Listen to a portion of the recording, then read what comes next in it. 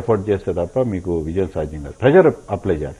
మీరు కనుక morning first thing in the morning declare చేసేస్తుంటే 6 గంటల పాటు ఆడాలి, 3 సెషన్స్ ఆడాలి, ఎలా కాపాడుకోవాలని ఇంగ్లాండ్ ఖచ్చితంగా ప్రెజర్లో వచ్చేది. ఆ ప్రెజర్ అనేది మీకు సెకండ్ సెషన్లో ఇంగ్లాండ్ మీద కనిపించింది.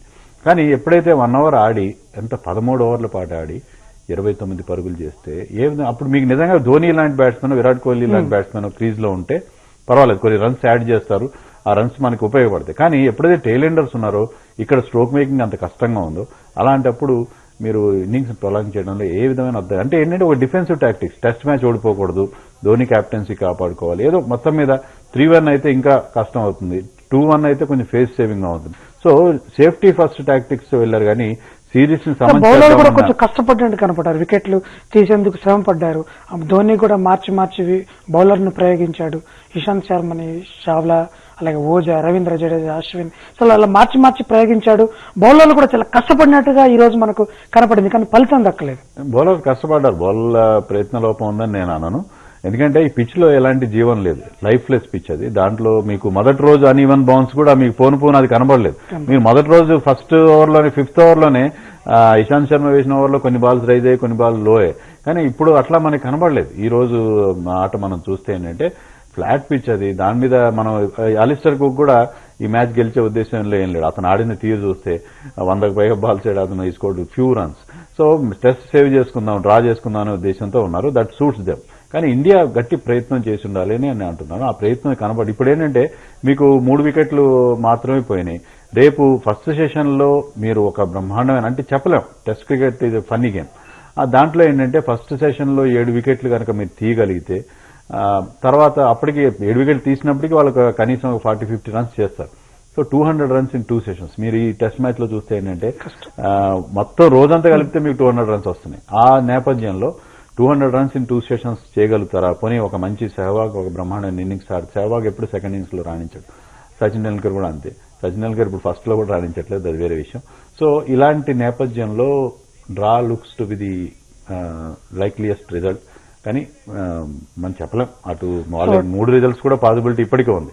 ఇండియన్ టీం గెలిచే అవకాశం లేదంటారా వెంకటేష్? ఎందుకంటే ఇప్పటికే ఆల్రెడీ 150+ లీడ్ లో ఉంది. రేపు మార్నింగ్ సెషన్ లో ఆల్అౌట్ అయితే ఒక 70-80 వరకు వాళ్ళకు ఉంటుంది, 230 ఉంటుంది. సో 2 సెషన్లలో ఇప్పుడు మనకాడ మంచి బ్యాట్స్మెన్లే ఉన్నారు, విరాట్ కోహ్లీ కూడా టచ్ లోకి వచ్చాడు. సో పాసిబుల్ ఏమన్నా ఉందంటారు? అంటే అది 1 డే సిచ్యువేషన్ అయిపోతుంది. కానీ ఏంటంటే నాకు అంత 7 వికెట్లు పడగొట్టారు. ఏ సెషన్ లో కూడా 7 వికెట్లు పడలేదు ఈ పిచ్ లో. రేపు పిచ్ అంత బ్రహ్మాండంగా మారిపోయి స్పిన్నర్స్ కి అనుకూలిస్తుందని అయితే కూడా నేను అనుకోను. ఒకవేళ ఏమైనా కూడా 5th డే పిచ్ కొద్దిగా అదే రేపు కనుక 1 or 2-3 వికెట్స్ వరుసగా పడితే టైలెండర్స్ ఇంకా మిగిలేదు, వాళ్ళు ఖచ్చితంగా ఒత్తిడిలోకి వస్తారు. రేపు ఏంటంటే ఫస్ట్ సెషన్ లో కూడా కాదు, first half an hour is very very crucial. First half an hour లో if you can pick up 2-3 wickets in quick succession, tailenders మీద విపరీతం ఒత్తిడికే వాళ్ళు అవుట్ అయిపోతారు. పిచ్ లో సంబంధం లేదు, ఎందుకంటే మ్యాచ్ సేవ్ చేసుకోవాలన్న వాళ్ళ ఒత్తిడి టైలెండర్స్ మీద పడుతుంది కాబట్టి. సో అదొక్కటే రేపు first half an hour should be very very crucial for the result of the game. So first డేనే పిచ్ మీద పగులు మనం చూసాం, క్రాక్స్ ఉన్నవి. సో 5th డే మార్నింగ్ కానీ ఆఫ్టర్ లంచ్ సెషన్ కానీ పిచ్ ఎలా రియాక్ట్ అవుతుందంటారు?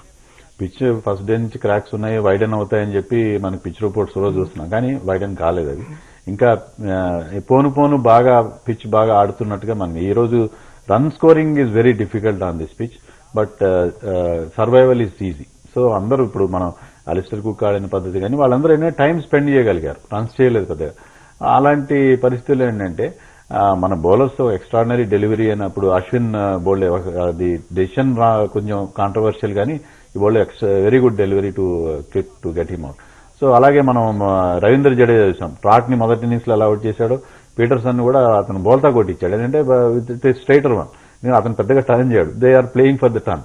సో అలాంటి ఒక మంచి డెలివరీస్ ఏమైనా వేయగలిగితే తప్ప డ్రా మనకి పాసిబుల్ రిజల్ట్ గానే కనిపిస్తుంది. సో వెంకటేష్ గారు, నాగ్పూర్ టెస్ట్ లో ఎక్కడ మొమెంటం టీమిండియాకి లాస్ అయిందంటే, ఎందుకంటే నిన్న ఎక్స్ట్రాడినరీ ఇన్నింగ్స్ ధోని, కోహ్లీ ఆడారు. సో వికెట్ కాపాడడానికి ప్రయత్నిస్తూనే స్కోర్ చేశారు. సో అక్కడ ఏమైనా దెబ్బతిందంటారా? ఈ రోజు మార్నింగ్ ఒక 1 అవర్ లో దెబ్బతిందంటారా? టీమిండియా మొమెంటం ఎక్కడ? మీరు అన్నట్టు మొమెంటం గెయిన్ అవ్వాల్సిన పరిస్థితి. ఎందుకంటే ఎప్పుడైతే నిన్న 2 సెషన్స్ లో మనం వికెట్ కోల్పోకుండా ఉన్నామో ఇండియా పైచే అయిపోయింది. ఆ విన్నింగ్ మొమెంటం కంటిన్యూ చేసుకోవాల్సింది. కానీ ఆ మొమెంటం ఎక్కడ దెబ్బతిన్నదంటే సెకండ్ సెషన్ లో మరింత ఎంటర్ప్రైజింగ్ గా ఆడి ఉండాల్సింది మన వాళ్ళు. కొన్ని క్విక్